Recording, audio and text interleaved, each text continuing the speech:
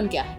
50% निसंतान दंपति में पुरुष ही कारण होते हैं जिसकी वजह से प्रेगनेंसी नहीं होती है। जो पुरुष है वो किस तरह के एनवायरनमेंट में काम कर रहा है, किस उसका केमिकल एक्सपोजर कितना है, उसका हीट का एक्सपोजर कितना है, ये फैक्टर भी मैटर करता है। पुरुष बांझपन के लक्षण क्या है? कुछ केसेस में उनको लेस सेक्सुअल डिजायर होता है, ड्राइव होता है। सेक्सुअल डिसफंक्शंस भी एक कारण होता है जिसकी वजह से एक सिम्टम प्रेजेंटेशन का होता है। जो है स्मोकिंग की हैबिट, ड्रिंकिंग की हैबिट, ये सब कम करनी पड़ेगी। तो वो टेक्निक में अगर हस्बैंड के शुक्राणु कम है तब भी प्रेगनेंसी होने की संभावना है। Welcome to C news Bharat podcast. मैं हूं आपके साथ ज्योति श्रीवास्तव और आज हम जिस विषय की चर्चा करने जा रहे हैं वो बहुत ही बड़ा और महत्वपूर्ण विषय है। आज के समय में देश की बड़ी आबादी इस समस्या से परेशान है। जब कोई महिला मां नहीं बन पाती तो अमूमन उस महिला को ही इसका उत्तरदायी माना जाता है और एक शब्द भी चलन में आ जाता है और वो महिला को बांझ तक बोल दिया जाता है। पर अब इस विज्ञान के युग में बहुत कुछ स्पष्ट हो चुका है कि संतान ना होना माता और पिता दोनों के किसी के भी कारण संभव हो सकता है। महिला बांझपन तो कई बार बात हो चुकी है, पर पुरुष बांझपन यानी मेल फर्टिलिटी पर कोई बात नहीं करता है। और हमारा आज का मुद्दा भी पुरुष बांझपन यानी मेल फर्टिलिटी पर है। और इस विषय में हमारे साथ मौजूद हैं देश की जानी मानी अनुभवी आईवीएफ एक्सपर्ट और दीवा आईवीएफ लखनऊ की director doctor Vaishali Jain. Doctor Vaishali Jain, आपका बहुत बहुत स्वागत है सी न्यूज भारत के पॉडकास्ट में। धन्यवाद ज्योति। पुरुष बांझपन क्या है? पुरुष बांझपन उसे कहते हैं जब निसंतान दंपति में पुरुष में कोई दिक्कत होती है जिसकी वजह से प्रेगनेंसी नहीं हो रही है, तब पुरुष बांझपन कहा जाता है। और ये काफ़ी कॉमन है। 50% निसंतान दंपति में पुरुष ही कारण होते हैं जिसकी वजह से प्रेगनेंसी नहीं होती है। पुरुष बांझपन का कारण क्या हो सकता है? मल्टीपल फैक्टर्स हैं। उसमें एक फैक्टर जो है एनवायरमेंटल फैक्टर, सोशल फैक्टर, जो आजकल हमारा लाइफस्टाइल हो गया है। स्मोकिंग है, ड्रिंकिंग है, टोबैको है, स्ट्रेस है, ओबेसिटी है, तो ये तो एक सोशल फैक्टर हो गया। इसके अलावा जो पुरुष है वो किस तरह के एनवायरनमेंट में काम कर रहा है, किस उसका केमिकल एक्सपोजर कितना है, उसका हीट का एक्सपोजर कितना है, ये फैक्टर भी मैटर करता है। कुछ तरह के इन्फेक्शंस जो हैं वो भी पुरुष बांझपन कारण कॉज करते हैं। इसके अलावा जो है अगर उसकी कोई किसी तरह की सर्जरी हुई है, कोई लंप हुआ है, कुछ हार्मोनल इम्बैलेंस है, तब भी पुरुष बांझपन हो सकता है। पुरुष बांझपन के लक्षण क्या है? देखिए, most of the time asymptomatic रहता है। जब हम महिला का एग्जामिनेशन करते हैं और साथ में जब निसंतान दंपति हमारे पास आते हैं, वो चेकअप कराने के लिए आते हैं, और जब हम मेल का चेकअप करते हैं तब हमें पता चलता है कि पुरुष बांझपन की कंप्लेंट है, मतलब पुरुष एक कारण है जिसकी वजह से प्रेगनेंसी नहीं हो रही है। कुछ केसेस में उनको लेस सेक्सुअल डिज़ायर होता है, ड्राइव होता है। सेक्सुअल डिसफंक्शंस भी एक कारण होता है जिसकी वजह से एक सिम्टम प्रेजेंटेशन का होता है। इसके अलावा कोई इन्फेक्शन है, गांठ है, और जो है उनका हाई वर्क स्टाइल होता है, जब स्ट्रेसफुल वर्क स्टाइल होता है तो वो भी हम सिम्टम्स में ही कॉज करता है। हेडेक्स हैं और ब्लरिंग ऑफ विजन है। तो ये सारे सिम्टम्स के साथ जब पुरुष हमारे पास आते हैं तब भी हम सोचते हैं कि शायद उनको बांझपन की शिकायत हो सकती है। इसका निदान कैसे हो सकता है? देखिए, निदान तो सबसे पहले सबसे मेन कारण है लाइफस्टाइल। तो lifestyle prevention is better than cure. अगर हम चाहें, मतलब अगर हम चाहते कि स्थिति ना पहुंचे तो हमें लाइफस्टाइल में मॉडिफिकेशन करने पड़ेंगे। स्ट्रेस रिड्यूस करना पड़ेगा, अपना जो है स्मोकिंग की हैबिट, ड्रिंकिंग की हैबिट, ये सब कम करनी पड़ेगी। कुछ दवाइयाँ भी आती हैं, एंटीऑक्सीडेंट्स इनको बोलते हैं, वो भी काफ़ी हद तक इस चीज़ में हेल्प करती हैं। अगर हार्मोनल इम्बैलेंस है तो उसको करेक्ट करा जाता है, और कुछ केसेस में सर्जरीज भी करनी पड़ सकती है। पुरुष बांझपन के उपचार के विकल्प क्या हैं? देखिए, उपचार जो है, अगर हम ये कहें कि विकल्प, तो थर्ड पार्टी रिप्रोडक्शन हम बोलते हैं। अगर बहुत ही शुक्राणु शून्य है तो जिसको हम एजोस्पर्मिया बोलते हैं, उसमें हम लोगों का last step is third party reproduction, जिसमें हम डोनर स्पर्म की सलाह देते हैं। बट उससे पहले काफ़ी तकनीक विकसित हो गई हैं। इक्सी जो है आईवीएफ का एक स्पेशलाइज्ड ट्रीटमेंट होता है, जिसमें एक ही स्पर्म जो है आपके प्रेगनेंसी करने के लिए लायक होता है। उसमें एक स्पर्म जो है हम एक एग में डालते हैं और इससे इंट्रासाइटोप्लाज्मिक स्पर्म इंजेक्शन बोलते हैं उसको। तो वो टेक्निक में अगर हस्बैंड के शुक्राणु कम हैं तब भी प्रेगनेंसी होने की संभावना है। वो स्पेशलाइज तरीका होता है आईवीएफ का।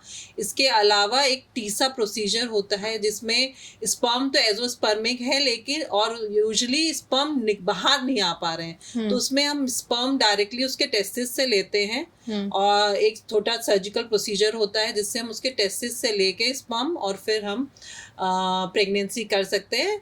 और एक होता है पेसा, परकुटेनियस एपिडिमाइबल स्पर्म एस्पिरेशन। तो इसमें भी हम कुछ अगर शुक्राणु हैं, मतलब मान लीजिए 100 भी हैं या 50 भी हैं, तब भी अपने स्पर्म से प्रेगनेंसी हो सकती है, और नहीं तो फिर डोनर स्पर्म लेना पड़ता है।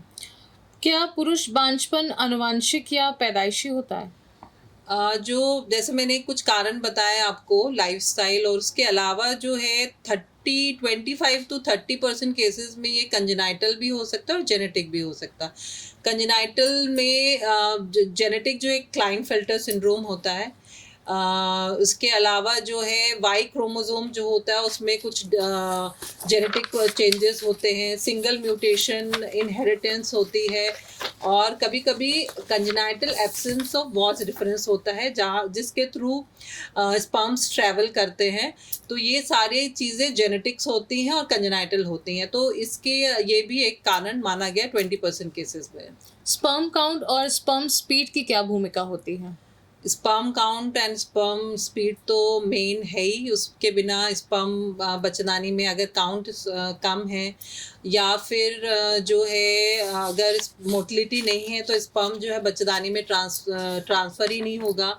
और जो प्रेगनेंसी होती है वो हमारी ट्यूब्स में होती है, तो स्पर्म को बच्चेदानी के रास्ते से बच्चेदानी के रास्ते बच्चेदानी से होके ट्यूब में घुसना पड़ता है। तो ये सारी उसकी मोटिलिटी पे डिपेंड करता है कि वो कितने मोटाइल हैं।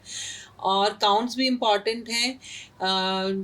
एज पर WHO 15 मिलियन हम मानते हैं कि होना चाहिए, और ऐसे ही मोटिलिटी जो है 30 to 35% मोटिलिटी को गुड मोटिलिटी मानते हैं। टेस्टोरेशन क्या है और उसकी भूमिका क्या है? टेस्टोस्टेरोन एक हार्मोन है, मेल हार्मोन है, जो आपके मेल्स के सेक्सुअल डिज़ायर्स को इन्वोक करता है। इसके अलावा उसके सेक्सुअल फंक्शन को रेगुलेट करता है, sperm maturation and sperm development में काम करता है। तो अगर टेस्टोस्टेरोन हार्मोन की कमी होती है किसी भी रीज़न की वजह से, तो लैक ऑफ सेक्सुअल फंक्शन हो जाता है, स्पर्म काउंट्स भी कम होने लगते हैं, स्पर्म के फंक्शंस भी कम होने लगते हैं। क्या बच्चा ना होने पर आप महिला और पुरुष दोनों की जांच कराती हैं? ये तो देखिए फर्स्ट स्टेप हमारा होता है कि हम महिला के भी बेसिक टेस्ट होते हैं, ऐसे पुरुषों का semen analysis is the first test. जब भी कोई हमारे पास इनफर्टिलिटी वाला कपल आता है ट्रीटमेंट के लिए, तो that is the first step जो हम करते हैं। Semen examination is to be done and is being done in every infertile couple. बच्चा ना होने पर किसकी कमी ज़्यादा निकल कर आई है अभी तक? देखिए बच्चा ना होने पे पुरुष और महिला दोनों ही इक्वली रिस्पॉन्सिबल हैं। जो है अगर हम माने तो 1/3 महिला रिस्पॉन्सिबल है अलोन, 1/3 पुरुष रिस्पॉन्सिबल है, एंड 1/3 में दोनों महिला और पुरुष का कहीं ना कहीं दिक्कत है जिसकी वजह से प्रेगनेंसी नहीं हो रही है।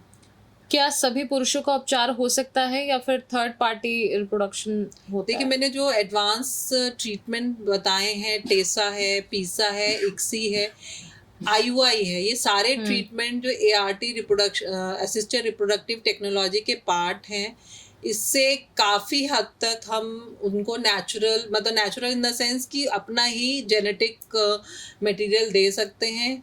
कुछ केसेस में आपको डोनर स्पर्म की भी ज़रूरत पड़ती है।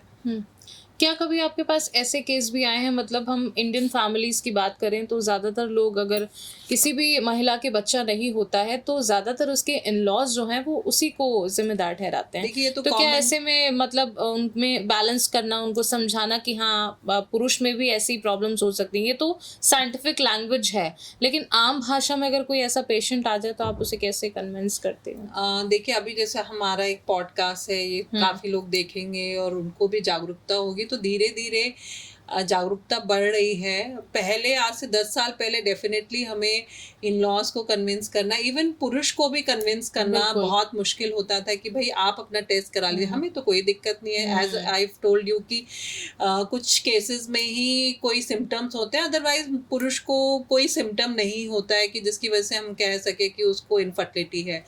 लेकिन अब एक्सेप्टेंस काफ़ी हो गया है, पुरुष में भी कुछ सेक्सुअल दिक्कतें आने लग गई हैं, इरेक्टाइल डिसफंक्शन है, प्रीमेच्योर इजैकुलेशन है। तो ये सारी दिक्कतें जो स्ट्रेस रिलेटेड है या लाइफ स्टाइल रिलेटेड है, तो पुरुष खुद भी समझ रहे हैं कि उनको दिक्कत है कहीं ना कहीं। और अभी तो बहुत सारे जो कपल आते हैं वो अकेले आते हैं। पहले वो मदर इन लॉ लेके आती थी या फादर इन लॉ लेके आती थी, तो अब जो है वो खुद अकेले दोनों आते हैं and they are ready to accept की, और टेस्ट के लिए तो बहुत ही जल्दी राजी भी हो जाते हैं, क्योंकि जब हम उनको बताते हैं कि 50% मेल फैक्टर होता है। तो बहुत बहुत धन्यवाद डॉक्टर वैशाली जैन आपका इस पॉडकास्ट में जुड़ने के लिए और ये इम्पोर्टेंट जानकारी हमारे दर्शकों तक पहुंचाने के लिए। Thank you. तो आज हमने जाना पुरुष बांझपन यानी मेल इनफर्टिलिटी के बारे में। शब्द छोटा पर जानकारी उतनी ही महत्वपूर्ण, वो भी वास्तविकता के साथ। तो जुड़े रहिए सी न्यूज़ भारत पॉडकास्ट के साथ, क्योंकि हम लाए हैं आपके लिए बिल्कुल अलग, एकदम जबरदस्त सटीक जानकारी, वो भी अलग अंदाज के साथ। नमस्कार।